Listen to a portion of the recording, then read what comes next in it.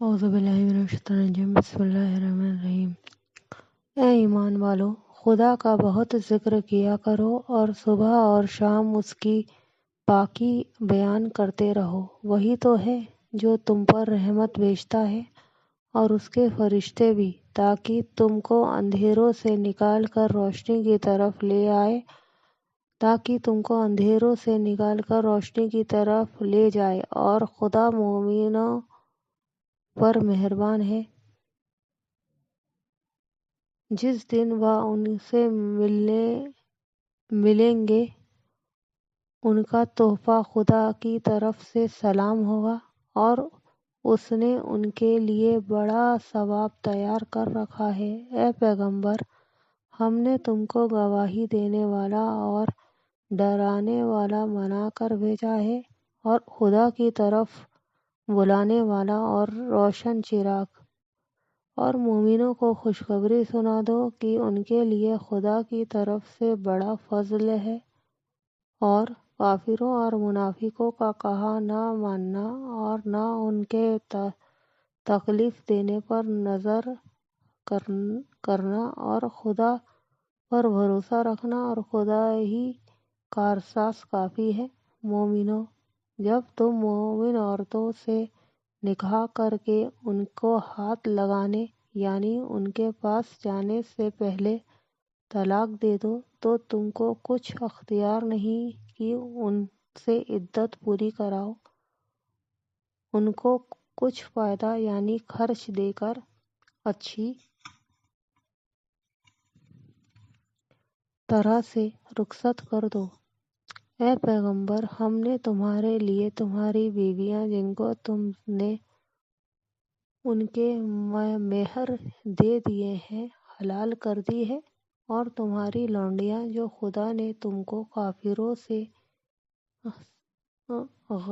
غنیمت کے مال کے طور پر دلوائی ہے، اور تمہارے چچا کی بیٹیاں اور تمہاری پھوپھیوں کی بیٹیاں اور تمہارے ماموں کی بیٹیاں اور تمہاری خالاؤں کی بیٹیاں جو تمہارے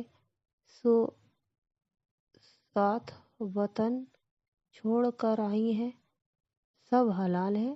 اور کوئی مومن عورت اگر اپنے آپ پیغمبر کو بخش دے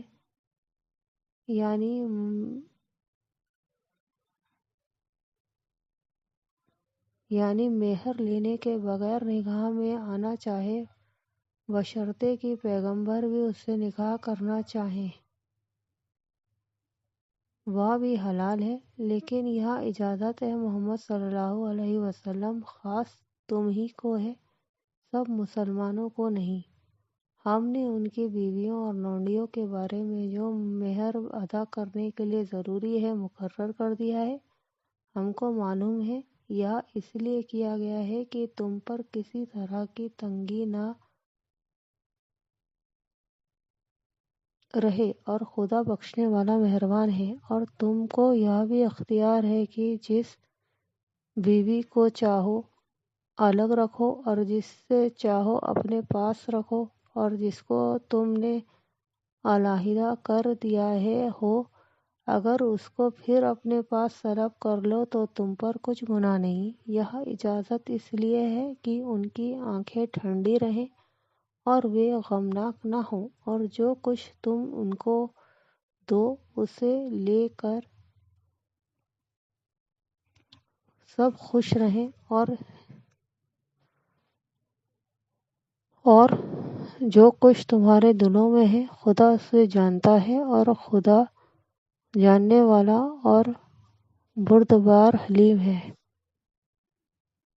اے پیغمبر، ان کے سوا عورتیں تم کو جائز نہیں، اور نہ وہ کہ ان بیویوں کو چھوڑ کر اور بیویاں کر لو، چاہے ان کا حسن تم کو کیسا ہی اچھا لگے، مگر وہ جو تمہارے ہاتھ کا مال ہے یعنی لونڈیوں کے بارے میں تم کو اختیار ہے، اور خدا ہر چیز پر نگاہ رکھتا ہے۔